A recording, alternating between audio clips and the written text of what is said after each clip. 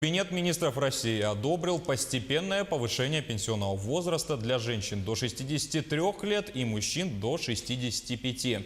Переходный период обещает быть длительным, однако для людей, стоящих уже сегодня на пороге пенсии, предусмотрен переходный период до 2028 года и для мужчин, и для женщин до 2034 года. Согласно материалам, мужчины 59 и женщины 64 годов рождения получат право выхода на пенсию в 2020 году в возрасте 61 и 56 лет соответственно.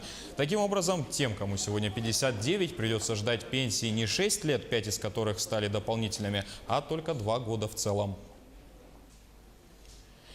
Тем временем названы профессии, которых не коснется закон о пенсионной реформе. Законопроект не распространяется на россиян, которые по действующему законодательству выходят на пенсию досрочно. В частности, речь идет о людях, выполняющих вредные и опасные работы, в том числе подземные.